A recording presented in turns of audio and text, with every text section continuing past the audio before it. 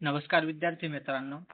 महाज्योतीचं एक नोटिफिकेशन आलेलं आहे आणि याच्यामध्ये मिलिटरी तसेच पोलीस भरतीसाठी आर्थिक सहाय्यासाठी या ठिकाणी त्यांनी एक कार्यक्रम जाहीर केलेला आहे किंवा योजना आपण त्याला म्हणू शकतो.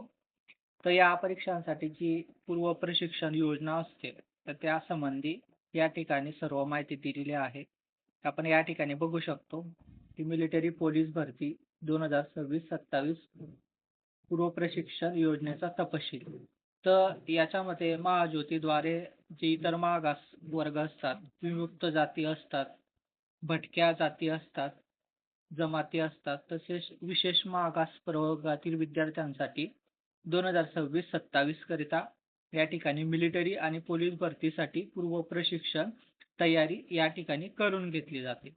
तर मग याच्यामध्ये ऑफलाईन आणि अनिवासी पद्धतीने या ठिकाणी हे प्रशिक्षण दिलं जातं. म्हणजे जे प्रशिक्षण आहे तर ते तुम्हाला ऑफलाईन पद्धतीने या ठिकाणी दिलं जाईल. तर याच्यामध्ये आपण काही महत्त्वाच्या गोष्टी बघणार आहोत. तर सर्वप्रथम याच्यामध्ये आपण बघू शकतो, की या ठिकाणी पात्रता दिलेली आहे, की या योजनेसाठी कोण-कोण पात्र ठरू शकतं. तर याच्यामध्ये उमेदवार हा महाराष्ट्राचा रहिवासी असावा. त्याच्यानंतर त्याच्याकडे नॉन क्रिमिनल गटातील इतर मागासवर्ग असेल किंवा विमुक्त जाती, भटक्या जमाती असतील, विशेष मागास प्रवर्ग यापैकी त्याच्याकडे कोणत्याही तो ज्या संवर्गातील असेल त्याचं नॉन क्रिमिनल त्याच्याकडे पाहिजे. तसंच त्याने 10वी परीक्षा उत्तीर्ण केलेली असावी आणि महाज्योतीच्या कोणत्याही स्वरूपाचा इतर योजनांचा लाभ त्याने यापूर्वी केलेला नसावा. या ठिकाणी त्यांनी स्पष्टपणे म्हटलेलं आहे, की जर त्याने लाभ घेतलेला असेल आधी तर त्याने पुन्हा अर्ज करू नये.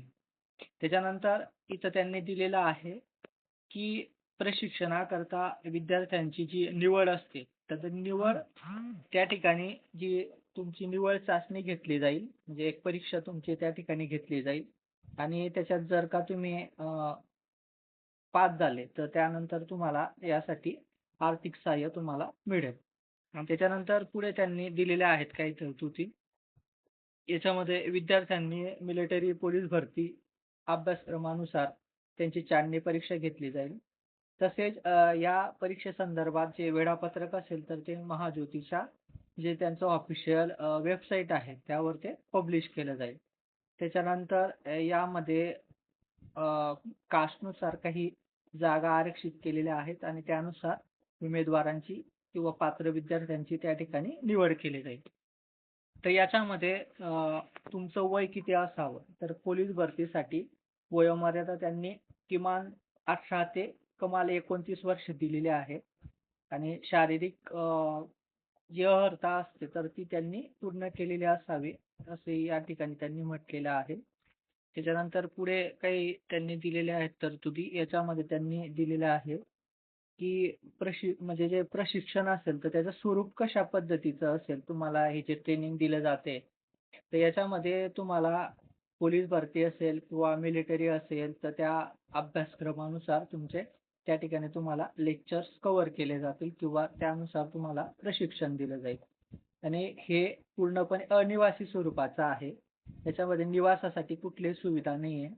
तसेच हे जे तुम्हाला प्रशिक्षण दिलं जाणार आहे, तर हे त्या ठिकाणी ऑफलाईन पद्धतीने दिलं जाणार आहे आणि याचा जो कालावधी आहे, तर तो 6 महिने एवढा त्याचा कालावधी आहे. एवढं या ठिकाणी लक्षात घ्या. त्याच्यानंतर आता मगाशी मी म्हटलं, की कास्टनुसार या ठिकाणी जागा आरक्षित आहेत. तर याच्यामध्ये ओबीसीसाठी 59% जागा या ठिकाणी आरक्षित आहेत. त्यानंतर व्हीजे कॅटेगरीसाठी 10% आहे. एन-टी-बीसाठी 8% आहे. एन-टी-सीसाठी 11% आहे. एन-टी-डीसाठी 6% आहे आणि एस-बी-सीसाठी 6% आहे. अशा पद्धतीने या ठिकाणी आरक्षणाचा जे उमेदवार पात्र होतील त्यांच्या याच्यानुसार ते या ठिकाणी आरक्षण दिलेलं आहे. त्याच्यानंतर पुढे त्यांनी काही गोष्टी दिलेल्या आहेत, की महिलांसाठी 30% जागा आरक्षित असतील. तसेच अनाथ व्यक्ती जे असतील किंवा अनाथ अनाथ उमेदवार असतील त्यांच्यासाठी 1% या ठिकाणी आरक्षण आहे. तर त्याच्यानंतर सर्वात महत्त्वाचा भाग म्हणजे या तुम्हाला या योजनेसाठी जर अर्ज करायचा असेल, तर तुमच्याकडे कोणकोणते कागदपत्र असणं आवश्यक आहे. तर याच्यामध्ये सर्वप्रथम तुमच्याकडे आधार कार्ड पाहिजे. त्याच्यानंतर जातीचे प्रमाणपत्र तसेच तुमच्याकडे डोमिसाईल सर्टिफिकेट पाहिजे, नॉन क्रिमिनल सर्टिफिकेट पाहिजे आणि 10वी उत्तीर्ण झाल्याचे गुणपत्र त्या ठिकाणी तुमच्याकडे असले पाहिजे. त्याच्यानंतर जर का तुम्ही अनाथ असाल तर तुमच्याकडे ते सुद्धा त्याचा दाखला पाहिजे. आणि याच्यानंतर सगळ्यात महत्त्वाचा भाग म्हणजे तुम्ही अर्ज कसा करायचा आहे या योजनेसाठी. जे विद्यार्थी पात्र आहेत त्यांनी अर्ज कसा करायचा?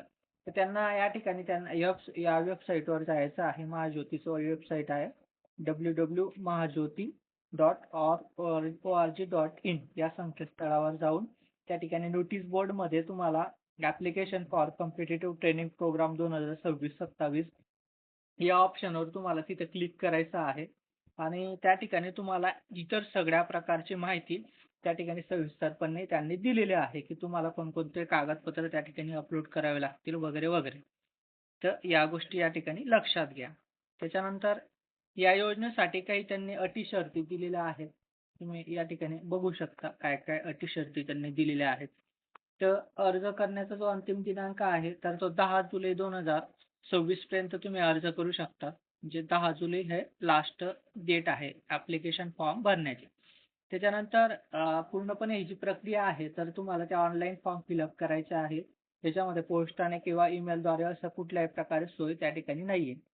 त्याच्यानंतर जाहिरात रद्द करणे वगैरे किंवा अर्ज नाकारणे हे जे सगळं अधिकार आहेत, तर ते महाज्योतीच्या जे व्यवस्थापकीय संचालक आहेत, तर त्यांना ते दिलेले आहेत. ते त्यांच्या सोयीनुसार ते बदल करू शकतात.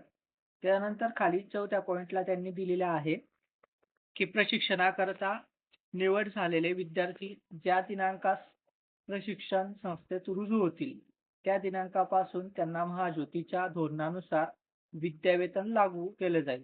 तथापि प्रत्यक्षात 75% उपस्थिती असणाऱ्यांनाच विद्यावेतन देय राहील. म्हणजे या योजनेसाठी तुम्ही फॉर्म फिलअप केल्यानंतर तुमचे ज्यावेळेस प्रशिक्षण सुरू होईल, त्या दिवसापासून तुमची यामध्ये 75% उपस्थिती असणं आवश्यक आहे किंवा बंधनकारक आहे. तरच तुम्हाला त्या ठिकाणी विद्यावेतन दिलं जाईल, असं स्पष्टपणे या ठिकाणी नमूद केलेलं आहे. तुम्ही बघू शकता.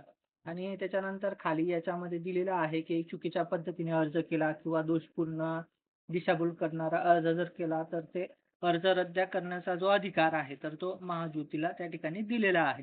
तसंच 6व्या पॉइंटला बघू शकता तुम्ही, की विद्यार्थ्यांकडे स्वतःचे बँक खाते, आधार कार्ड संलग्न असणे आवश्यक आहे, वगैरे, वगैरे दिलेले आहे. त्याच्यानंतर महाज्योतीचा या ठिकाणी काही अडचण आल्यास तर तुम्हाला या नंबरवर तुम्हाला संपर्क त्या ठिकाणी तुम्ही करू शकता. जर का तुम्हाला काही प्रॉब्लेम येत असेल फॉर्म फिलअप करायला किंवा इतर गोष्टींच्या बाबतीत. तर अशा पद्धतीने या ठिकाणी ही योजना या ठिकाणी महाराष्ट्र शासनाने महाज्योती संस्थेमार्फत ही या ठिकाणी याचं नोटिफिकेशन आलेलं आहे. तर तुम्ही जर या योजनेसाठी पात्र असाल तर नक्कीच तुम्ही या योजनेसाठी अर्ज करू शकता. धन्यवाद.